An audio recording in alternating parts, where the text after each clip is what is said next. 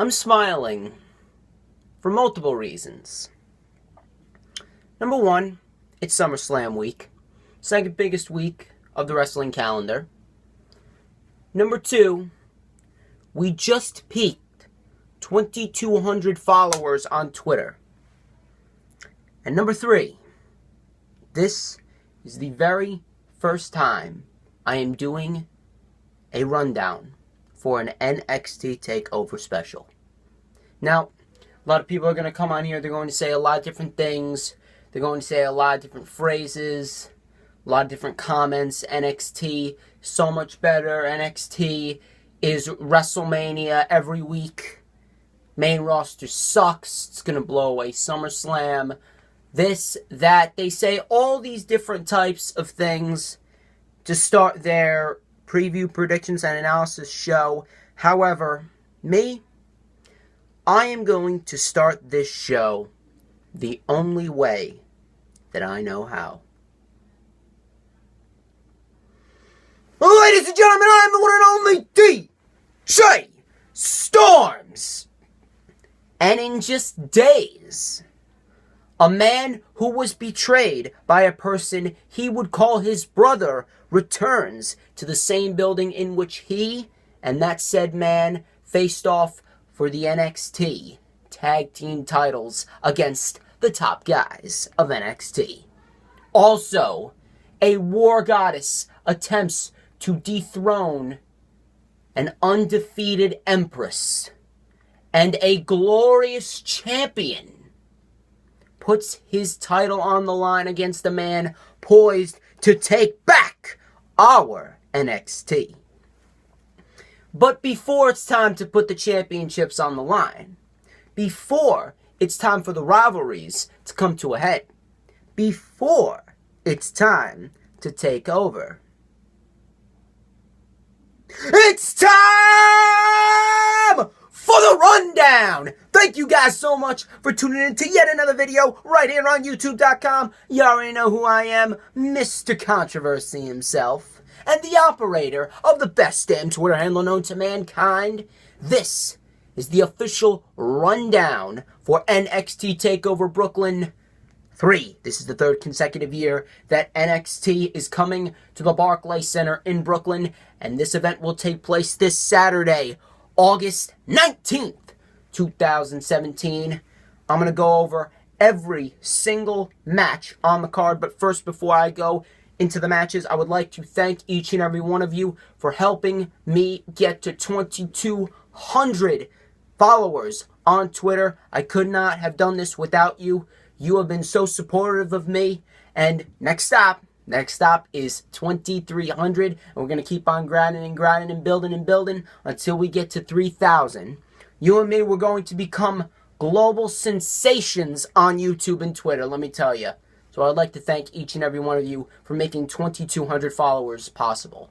Now then, let's get into the matches. We got five matches set for NXT TakeOver Brooklyn 3. And all of them look like they could blow everyone away. So, let's dive into a championship match to kick off this preview, predictions, and analysis show. So we got the Authors of Pain defending the NXT Tag Team Championships against Sanity. And, you know, let me say something. Let me say something about NXT TakeOver.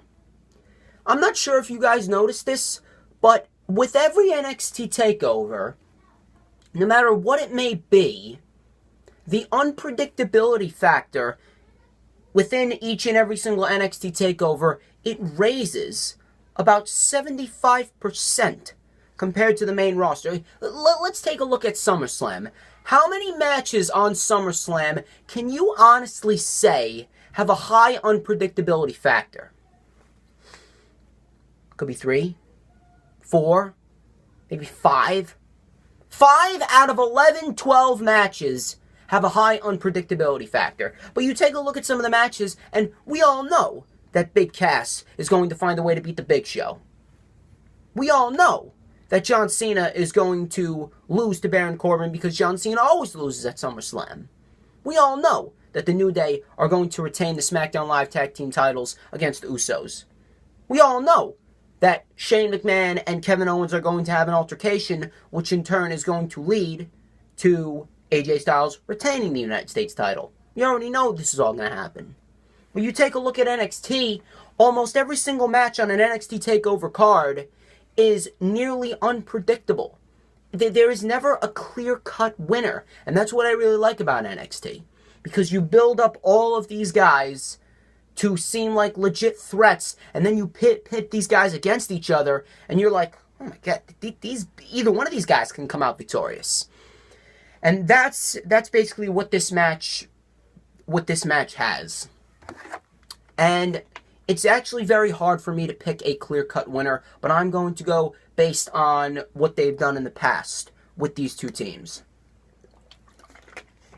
There's no doubt in my mind that Sanity has become a very, very vital part to the NXT Tag Team division, and I think that the group is fantastic, the entire concept is fantastic, and I believe that at some point, Sanity is going to end up doing the same thing that Evolution did back in the days, and they are going to hold all the NXT Tag Team titles, or all the NXT titles in general. However, I personally do not think that this Saturday is the time. Based on what they've built up the Authors of Pain to be, undefeated monsters for over a year, they've reigned as NXT Tag Team Champions for 200 days now. 200 days and counting as NXT Tag Team Champions, and I do not think that they're going to take the titles off of the Authors of Pain now. It wouldn't really make much sense after what they built up the Authors of Pain to be. Needless to say, Sanity has been built up to be a legitimate threat in NXT, but they've lost matches here and there, sprinkled in, sprinkled there. Like, their win factor is very, very high, but they've lost matches to the likes of Asuka, to the likes of Ty Dillinger and Roderick Strong. So, needless to say, it wouldn't really make too much sense for Sanity just to win the tag team titles just out of the blue. But don't get me wrong, I want to see them as NXT Tag Team Champions. But what I think is really going to happen is I think that Sanity's big moment is going to come at the next TakeOver special in Houston, Texas, during Survivor Series weekend.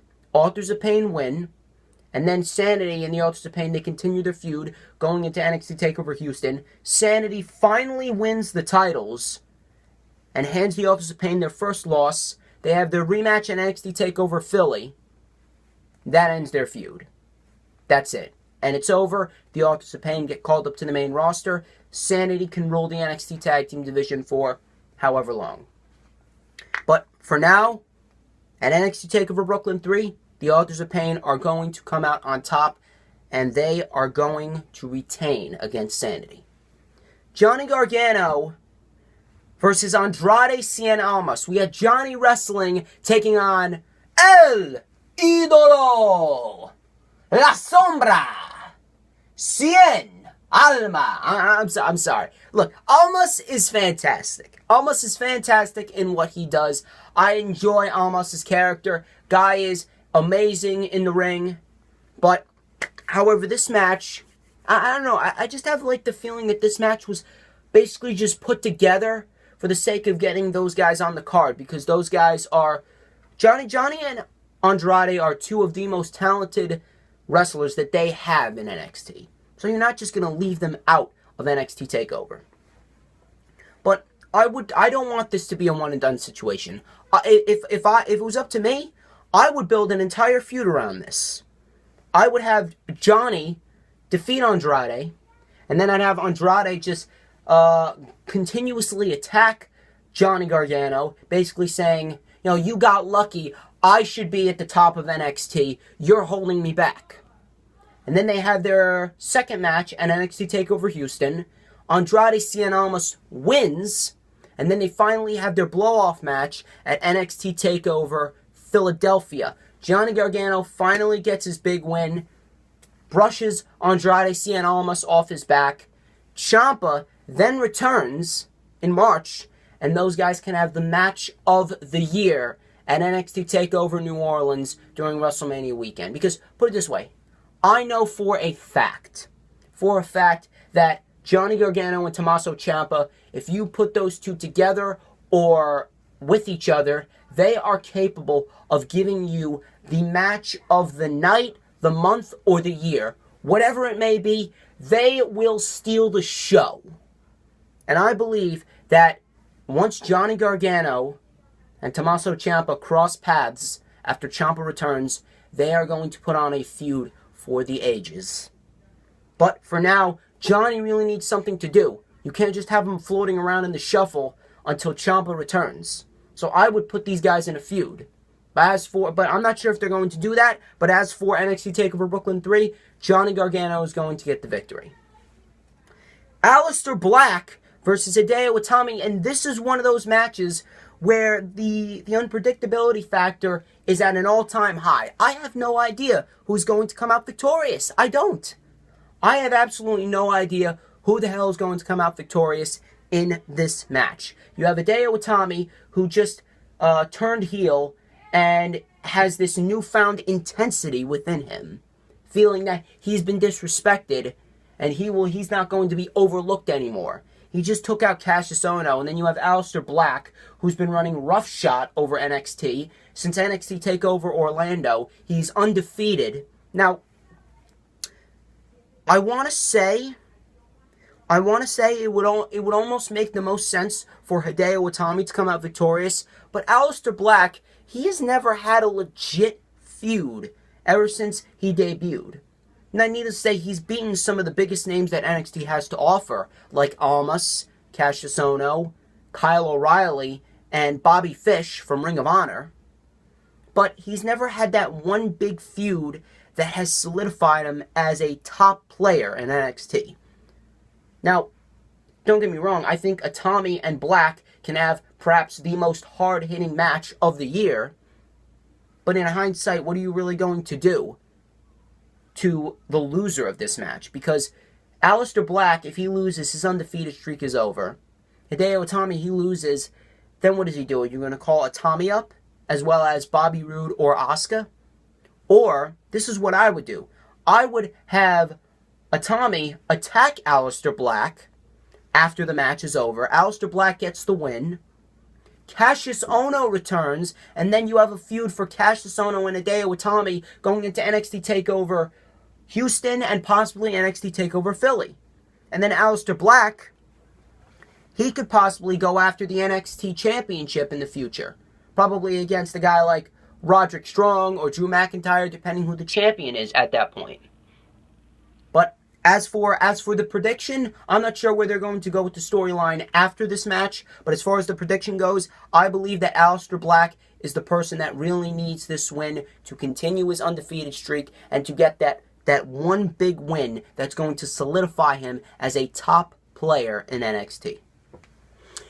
Asuka versus Ember Moon, number 2 for the NXT Women's Championship. So, I've actually enjoyed the build for this match, and I realize that some people are saying that Asuka should just drop the championship and say there's no competition after she beats Ember Moon, but you need to think about this logically here. Ember Moon, or really, Ember Moon is like the only person on the NXT roster in the women's division who acts as a legit threat to Asuka as we speak. I'm talking about as we speak. Asuka's already defeated Nikki Cross 3 times. She's defeated Ruby Riott twice. She's defeated women like Mickie James, Peyton Royce, Billie Kay. But who else is there? You haven't really built anyone else up. Ember Moon, she is the woman who most likely can carry the NXT Women's Division for another 6-7 months. Mainly because Asuka, she needs to go to the main roster, and Asuka needs a proper send-off from NXT. You see all the other people before Asuka, like Bayley, Baron Corbin, Ty Dillinger. You see all those people, and they had proper send-off from NXT. They won or they lost. Asuka can't just say there's no competition and drop the championship. Though it may seem interesting and her undefeated streak continues, it would really be disrespectful to Ember Moon. They've built Asuka up to be a monster.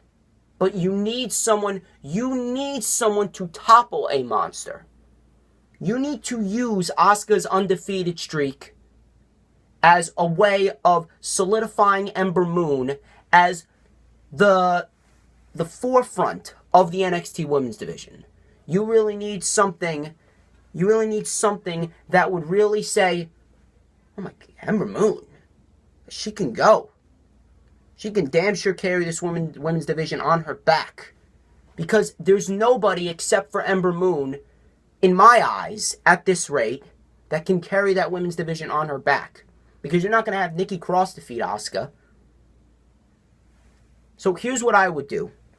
If it was up to me, I would have Ember Moon beat Asuka with not one, but 2 eclipses. I would ever do it with 2 eclipses. And the way that I would do it is simply like this. She hits the eclipse, Asuka kicks out.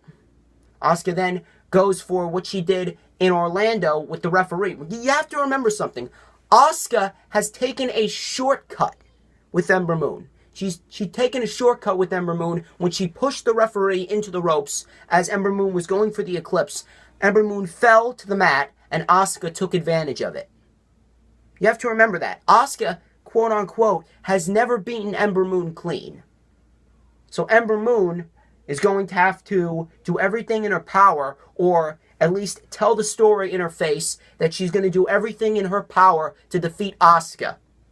So Asuka kicks out of the first eclipse. Asuka goes for the same thing that she did in NXT TakeOver Orlando. Ember Moon dodges that. Ember Moon takes out Asuka.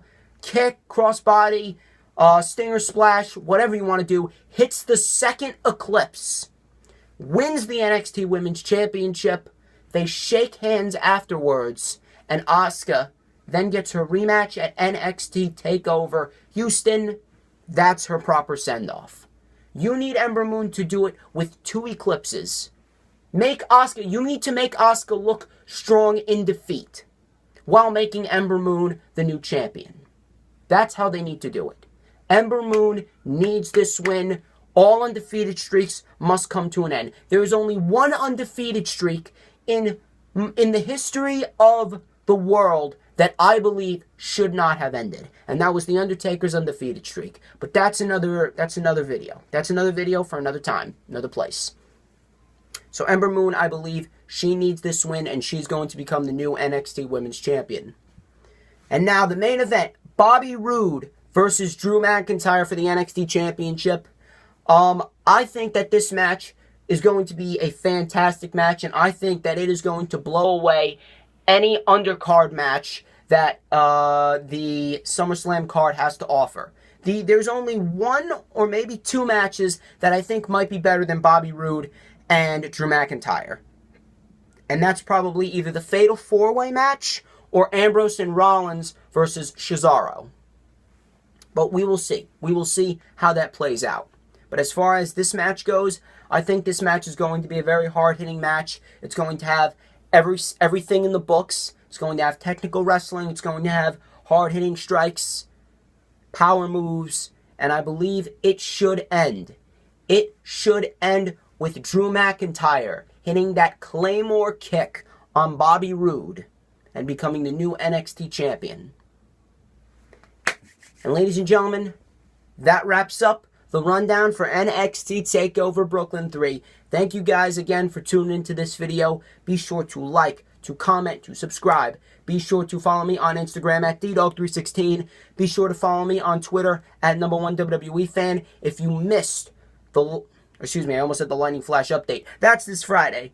If you missed the little Thunder Files, the Tickets Are Not H video, which I posted yesterday, and you saw the return of JV Thunder. If you're not familiar with JV Thunder, you should go and watch that video, and you could see what JV Thunder is all about in that video, and you'll be able to see what JV Thunder is all about this Saturday.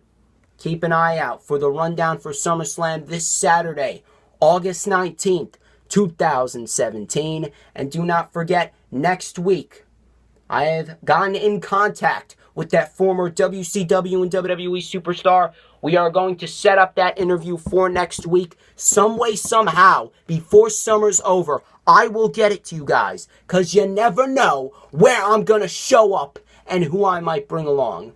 Until then, you already know who I am, Mr. Controversy himself, DJ Storms. This has been the rundown for NXT TakeOver Brooklyn 3. And I will see you this Friday on the Lightning Flash Update.